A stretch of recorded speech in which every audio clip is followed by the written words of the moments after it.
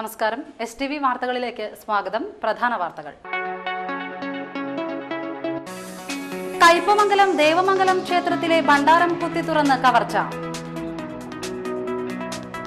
ഭാരതത്തിന്റെ സാമ്പത്തിക സ്ഥിതി മോശമാണെന്ന അഭിപ്രായം തനിക്കില്ലെന്നും സാമ്പത്തിക രംഗത്ത് നമ്മൾ ശക്തർ തന്നെയാണെന്നും മഹാരാഷ്ട്ര ഗവർണർ കെ ശങ്കരനാരായണൻ.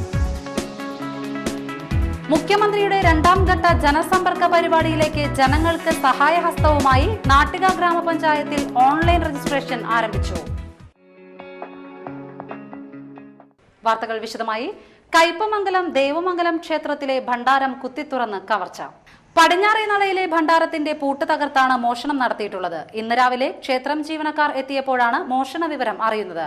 കൊല്ലത്തിലൊരിക്കലാണ് ഈ ഭണ്ഡാരം തുറക്കുന്നത്. കഴിഞ്ഞ ഏപ്രിൽ മാസമാണ് അവസാനമായി ഭണ്ഡാരം തുറന്നത്. മതിലകം പോലീസ് സ്ഥലത്തെത്തി അന്വേഷണം ആരംഭിച്ചു. ഭാരതത്തിന്റെ സാമ്പത്തിക സ്ഥിതി മോശമാണെന്ന അഭിപ്രായം തനിക്കില്ലെന്നും സാമ്പത്തിക രംഗത്ത് നമ്മൾ ശക്തർ തന്നെയാണെന്നും മഹാരാഷ്ട്ര ഗവർണർ കെ ശങ്കരനാരായണൻ അഭിപ്രായപ്പെട്ടു.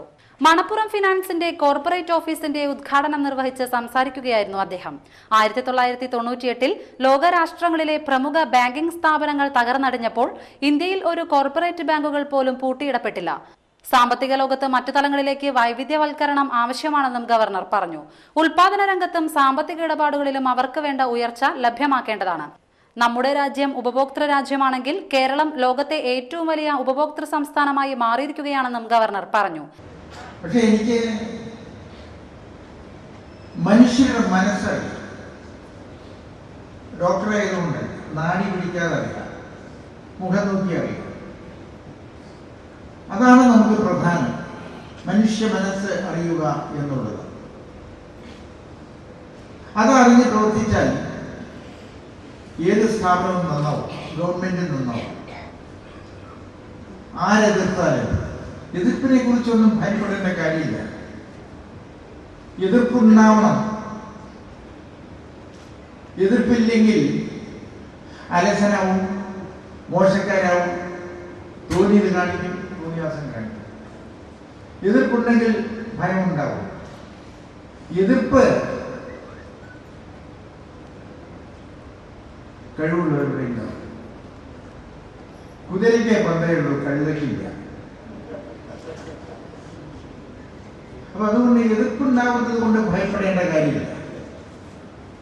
പക്ഷെ എനിക്ക് തോന്നുന്നത് ഈ വക സ്ഥാപനങ്ങൾ ഇപ്പൊ മണപ്പുറം ഫൈനാൻസ് ലിമിറ്റഡ്,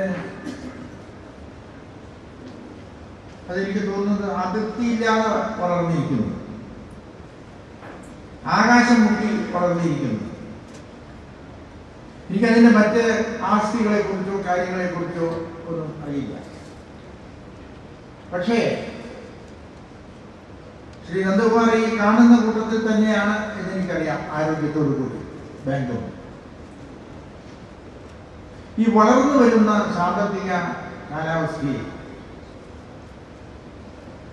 കേരളത്തിലായാലും ഭാരതത്തിലായാലും ലോകത്തായാലും ഈ സ്ഥാപനങ്ങൾ ഇത് നിലനിർത്തിക്കൊണ്ട് തന്നെ ഡൈവേഴ്സിഫിക്കേഷൻ ആവശ്യമാണ് എന്നുള്ളതാണ് എനിക്ക് തോന്നുന്നത്. ഗീതാ ഗോപി MLA ചടങ്ങിൽ അധ്യക്ഷത വഹിച്ചു. Executive director BN Raveendrababu report അവതരിപ്പിച്ചു.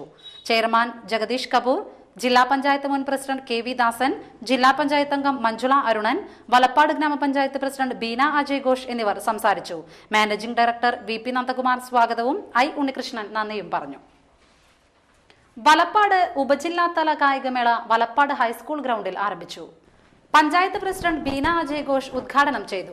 4 ദിവസം നിലനിൽക്കുന്ന ഈ പരിപാടി നല്ലൊരു വിജയമാക്കി തീർക്കാൻ നിങ്ങൾക്ക് എല്ലാവർക്കും കഴിയട്ടെ എന്ന് ആത്മാർത്ഥമായി ആഗ്രഹിക്കുകയാണ്. അതോടൊപ്പം തന്നെ നമ്മൾ ഈ പഠനത്തോടൊപ്പം തന്നെ മറ്റ് നമ്മുടെ കഴിവുകളെ വളർത്തിയെടുക്കുന്നതിന് സ്കൂളിൽ ലഭിക്കുന്ന നല്ലൊരു അവസരമാണിത്.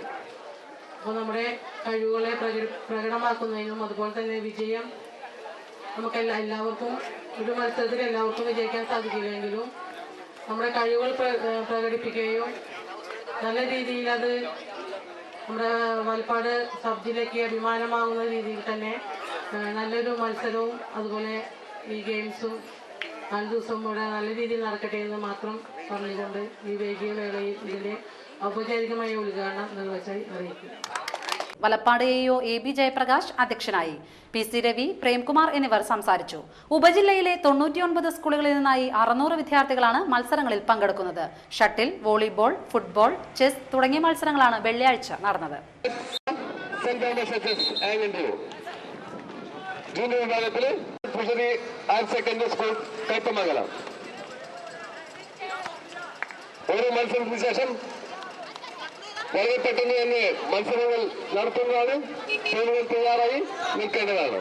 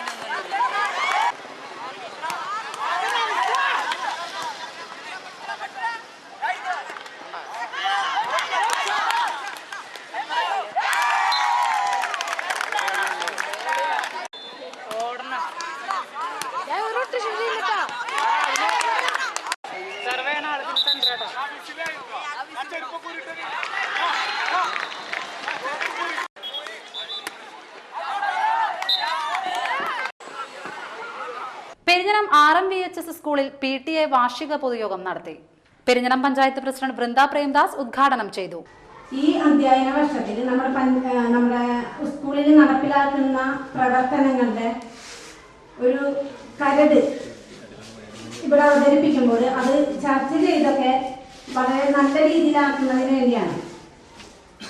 ഇപ്പൊ നമുക്കറിയാം, ഏറ്റവും പ്രധാനം നമ്മുടെ വാർഷിക ജനറൽ ബോഡിയിലെ ഏറ്റവും പ്രധാനപ്പെട്ട അജണ്ടകളിൽ ഒന്നാണ് കഴിഞ്ഞ വർഷത്തെ പ്രവർത്തന റിപ്പോർട്ട് അവതരിപ്പിക്കൽ. ശരിക്കും പറഞ്ഞാൽ നമ്മുടെ വിദ്യാലയത്തിനെ സംബന്ധിച്ചിടത്തോളം നിരവധി പ്രവർത്തനങ്ങൾ നടത്തുന്നുണ്ട്. വിവിധ ക്ലബുകളിലൂടെ ആയാലും അതുപോലെ പാഠ്യേതര പ്രവർത്തനങ്ങളിലൂടെയൊക്കെ തന്നെയായിട്ട് വിവിധ പ്രവർത്തനങ്ങൾ നമ്മുടെ വിദ്യാലയത്തിൽ നടക്കുന്നുണ്ട്.